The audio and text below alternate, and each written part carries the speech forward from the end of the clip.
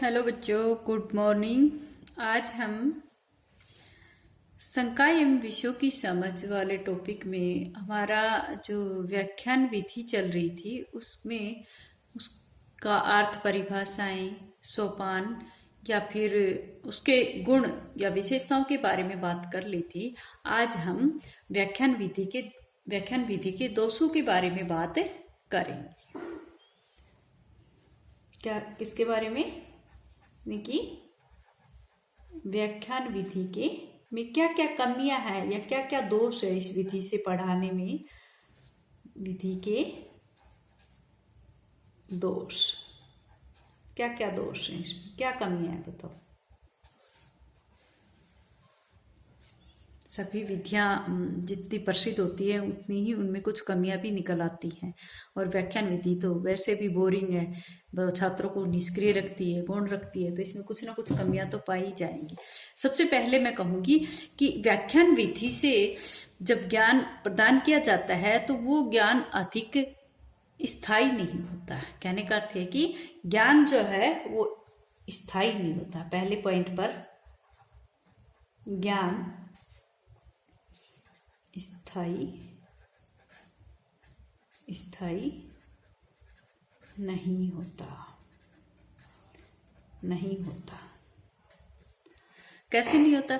भी सिर्फ हम व्याख्यान सुनते हैं, सिर्फ प्रवचन सुनते हैं, और प्रवचनों के माध्यम से जो ज्ञान प्राप्त किया जाता है वो इतनी ही देर तक एक कान से सुना दूसरे कान से बच्चे निकाल देते हैं। जब तक वो सक्रिय रूप से किसी कार्य को करते नहीं है तब तक वो उस ज्ञान को स्थायी रूप से कैसे, जब कोई या तो फिर कोई ज्ञान करके सीखते हैं या अनुभव के द्वारा सीखते हैं तो वो ज्ञान तो स्थायी रहता है।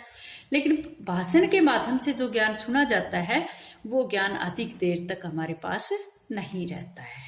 ठीक है, तो ये बात इस विधि की सबसे बड़ी कमी थी। अब जब तुमने गुण पढ़ लिए हैं तो उसकी कमी आपने आप ही जान जाओगे।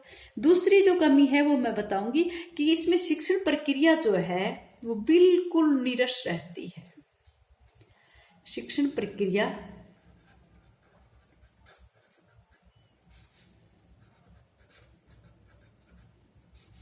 नीरस रहती है। कैसे नीरस रहती है? भाई जो वक्ता होता है वो तो सुनाता रहता है, लेकिन बच्चे जो बैठे हैं वो निष्क्रिय रहते हैं, वो कुछ हलचल नहीं कर पाते, सिर्फ सुनते हैं। सुनते भी नहीं तो क्या करते हैं, ये कुछ हम कह नहीं सकते। इसलिए शिक्षण प्रक्रिया बिल्कुल ही बोरिंग रहती, बिल्कुल ही नीरस रहती है। बच्चा भाषण सुनना पसंद नहीं करते हैं, इसलिए इसमें ये माना जाता है कि इसमें बच्चा रुचि कम लेता है, जिसके कारण से उसको इस विधि को नीरस कहते हैं। नेक्स्ट पॉइंट जो है वो है कि निम्न कक्षाओं के लिए, निम्न कक्षाओं यानी कि प्राथमिक या उच्च प्राथमिक कक्षाओं के लिए, यानी कि निम्न कक्षाओं के लिए उपयोगी नहीं है। के लिए अनुपयोगी लिख दो या उपयोगी। निम्न कक्षाओं के लिए उपयोगी नहीं है। भी बड़े बच्चे तो फिर भी कुछ सुनकर समझ जाएंगे, लेकिन छोटे बच्चे तो इस चीज को बिल्कुल ही नहीं समझ पाते, जो उसको उनको बातों के माध्यम से ही करवाते हैं। उनको तो जितना क्रिएटिव रखा जाएगा, जितना उनको एक्टिव रखा जाएगा, उतना ही वो पाठ में रुचि लेंगे और उसमें कुछ ग्रहण कर पाएंगे। छोटे बच्चे तो व्याख्यान विधि में लगभग सो ही जाएंगे। ठीक है, तो निम्न कक्षाओं के लिए उपयोगी नहीं है। सिर्फ व्याख्यान विधि बड़ी कक्षाओं में ही प्रयोग की जाती है। ठीक है, नेक्स्ट है अध्यापक का अच्छा वक्ता होना जरूरी है। अच्छा वक्ता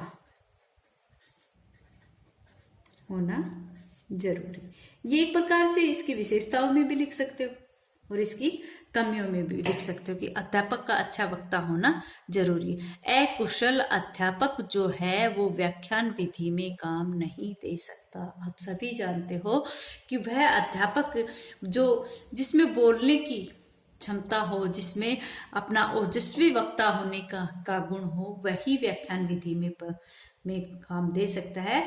जो अकुशल अध्यापक या अच्छा वक्ता नहीं है वो इसके अंतर्गत क्या करेगा, वो भाषण देता रहेगा और बच्चे क्या करेंगे, बच्चे निष्क्रिय श्रोता बनकर सुनते रहेंगे, जबकि बच्चे उसमें रुचि नहीं ले पाएंगे। इसलिए इसको अप्राकृतिक भी माना है। यानी कि ये विधि प्राकृतिक क्यों नहीं मानी जाती, क्योंकि जो अपरिपक्व भाषणकर्ता होता है उसमें छात्र कक्षा में केवल श्रोता बनकर ही रह जाते हैं, कुछ एक्टिविटीज वो नहीं कर पाते, क्योंकि उसके भाषण में कोई ऐसी चीज नहीं होती कि वो उससे जिज्ञासुपूर्ण होकर सुने। तो एक प्रकार की ये विशेषता भी है। अगर हम विशेषता में लिखें तो ये कहेंगे कि इसमें जो परफेक्ट या अच्छा वक्ता ही अध्यापक के इस विधि के माध्यम से अच्छे से शिक्षण करवा सकता है, और ये हम इसकी कमी में भी लिख सकते हैं। ठीक है, नेक्स्ट हम बताएंगे, हम कहेंगे कि कक्षा में अनुशासनहीनता, कक्षा में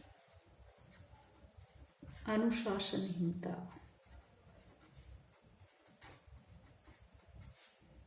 प्राय देखा जाता है कि जिस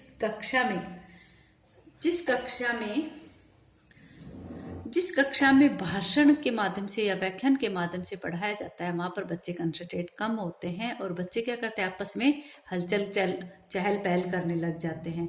इसलिए जहाँ पर, या विशेष तो ये होता है कि जहाँ पर अकुशल अध्यापकों की कक्षा होती है वहां पर तो अनुशासनहीनता बन ही जाती है। ठीक है,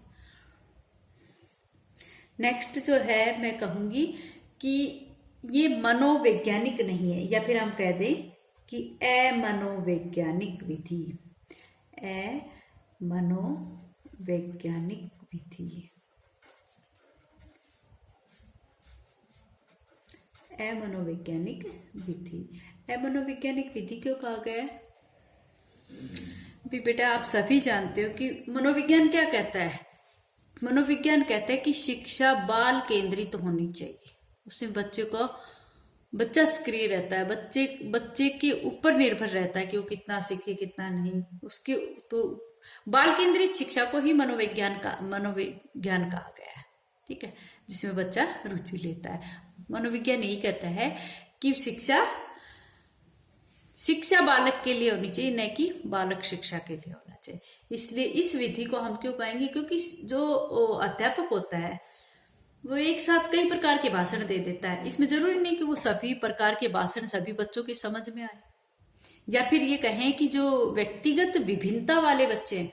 व्यक्तिगत विभिन्नता का मतलब क्या है कि जैसे या तो निम्न बौद्धिक स्तर वाले या फिर पिछड़े हुए बच्चे, जो कमजोर बच्चे हैं, वो बच्चे इस विधि के माध्यम से ज्ञान प्राप्त नहीं कर सकते। उन बच्चों में अपेक्षित व्यवहारगत परिवर्तन नहीं पाया जा सकता इस विधि के माध्यम से पढ़ाने से।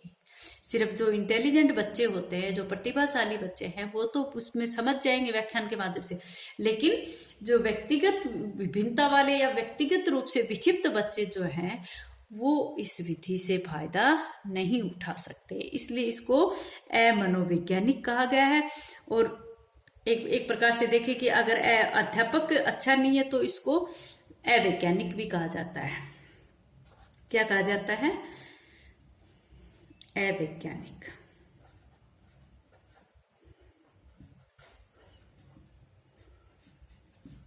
अवैज्ञानिक क्यों कहा गया? कि अध्यापक जो है यहाँ पर क्या करता है, भाषण पे भाषण देता है, वो अपनी लिंक से हटकर भी कोई भाषण देता है जो वैज्ञानिक रूप से सही नहीं, तो उसका कोई तर्क संगत बात नहीं होती है, इसलिए इसको अवैज्ञानिक भी माना जाता है। ठीक है, नेक्स्ट जो है इसमें कमी हम बताएंगे, एक कहेंगे कि ये जो विधि है ये रटने पर बल देती है।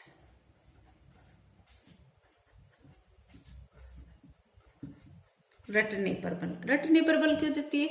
कि जब अध्यापक इसका शिक्षण कराता है, जब तो बच्चा इसमें रुचि ले नहीं पाता, क्योंकि बच्चा क्या कर रहा है, बच्चा तो एकदम गौण बनकर सुन रहा है, क्योंकि उसको कोई एक्टिविटीज उससे करवाई नहीं जा रही। तो वो बाद में क्या करेगा, वो पाठ उसके समझ में आए न आए, लेकिन बाद में जब उस पाठ की उसको आवश्यकता पड़ती है तो वो रटने पर ही बल देती है, यानी कि स्मृति पर बल देती है। कि भाई या तो व्याख्यान जब अध्यापक सुनाता है तो उस समय उसको सुने, या फिर नहीं समझ में आया तो वो क्या करेगा, वो रटेगा। तो इसलिए एक प्रकार से रटने की प्रवृत्ति पर को बढ़ावा देने वाली विधि माना गया है। ठीक है, नेक्स्ट जो है वो है इसमें कि ज्ञानात्मक पक्ष का, ज्ञानात्मक पक्ष पर बल दिया जाता है, बल दिया जाता है। या फिर हम कहें कि सिर्फ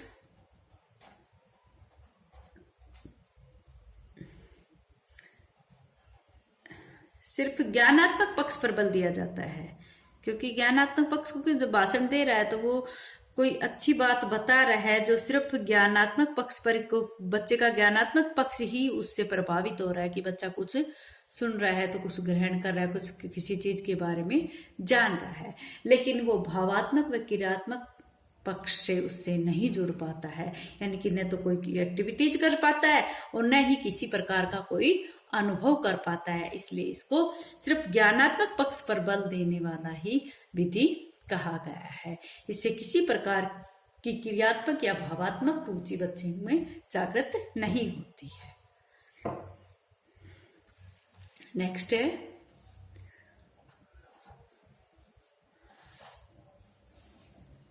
नेक्स्ट पॉइंट है कि स्वाध्याय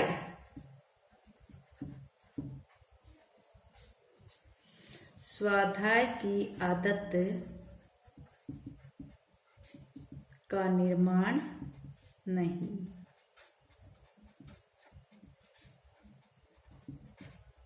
ये जो प्रवृत्ति है वो रटने पर बल दे रही है और सिर्फ ज्ञानात्मक पक्ष पर बल दे रही है। सिर्फ बच्चा सुन रहा है और ज्ञान ग्रहण कर रहा है, इसमें बच्चे में किसी प्रकार की स्वाध्याय की आदत का निर्माण नहीं हो पाता।